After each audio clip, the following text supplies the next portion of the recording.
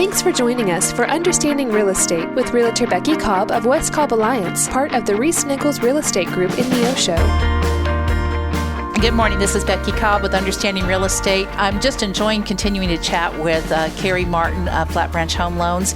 And gift funds, that's something that has always kind of been a hiccup in when I've been doing some transactions. And Carrie's here with great news about how gift funds are changing in the new year.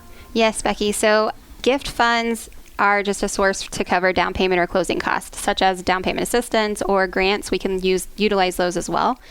But specifically on the grant fund or the gift fund, if grandpa or grandma or another relative or close friend is gifting you funds, depending on how they are going to get those funds to the title company or to you, there's some less documentation that's now being required. So previously we had to require the gift donor's bank statement, and in many situations now going forward, we will not have to require that. That's great. You're making it easier. We're trying. Okay, that's wonderful. Sometimes we see some deals fall apart, Carrie. What are some of the common reasons that a loan might fall apart during a mortgage process? I've had clients spend money that they have set aside for their down payment, take out new liabilities, oftentimes buying furniture for that new house, but with that new liability comes a new monthly payment, right, and that could throw our debt-to-income ratios off. Loss of employment, whether you quit your job or the job quits you, those have an impact. Job changes don't always have an impact, but if the job change also includes how you are paid, so you went from being paid hourly, set number of hours per week, to getting straight commission, that is going to impact your overall approval as well. And it's always best before you have any changes financially to talk to your lender. That way they can review those changes with you and make sure that you're still going to be able to close on that house. That's what I always say. Don't buy anything. Don't do anything financially without talking to your lender when you're in that process of buying a mortgage. I hate having furniture with no house to put it in. Absolutely. One of the things you may not realize, if your marital status changes during the process of purchasing, that might throw a little extra work into the process. Carrie, would you care to comment? It does impact the deed and titling of the property. So Missouri is a marital interest state, so typically your spouse needs to sign. And depending on the situation, getting married or filing for divorce, your estranged spouse may need to just sign off of that if you're selling it. Right. And if you're purchasing, they may need to waive marital rights or take ownership with you, just depending on what the situation is.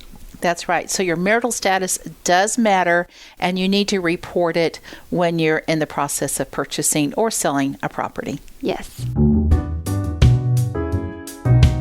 We're talking about closing disclosures. Carrie, could you explain what are closing disclosures? Absolutely. Your closing disclosure breaks down your loan amount, your interest rate. It'll tell you if it's fixed, variable, when the lock-in through date is, and it breaks down all the costs associated to get you to closing. So that's all the third-party fees, so your title, your appraisal, flood certs, credit reports that were pulled, all those third-party fees, your lender fees, and your prepaids. So your taxes and your insurance for your typical escrow setup.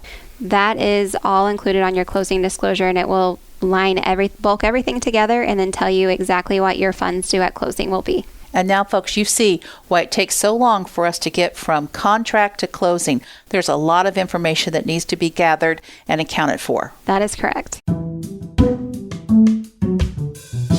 Good morning. This is Becky Cobb with Understanding Real Estate. I'm with ReeceNichols Real Estate. My friend Carrie Martin is here. She's with Flat Branch Home Loans, which is local to Southwest Missouri. And that's one of the things I want to talk about. I know the value of using a local lender. It is tremendous. And Carrie, how do you serve the community as a local lender? Using a local lender provides an expert locally that can tell you about the down payment assistance programs, the grants specifically for that area. So that's one huge benefit. Another benefit is having somebody that you can walk into. This is a huge transaction for a lot of people. And yes, they can do everything online. Yes, it does run through efficiently overall, but having somebody that you can go into, they can explain the process, they can explain that closing disclosure, the loan estimate, all the disclosures in detail to you, and just having that local lender that you can text, call, and they're going to get back with you the same day, and you don't have to wait 3 to 4 days for somebody from a 1-800 number to call you back. It's huge. It is huge.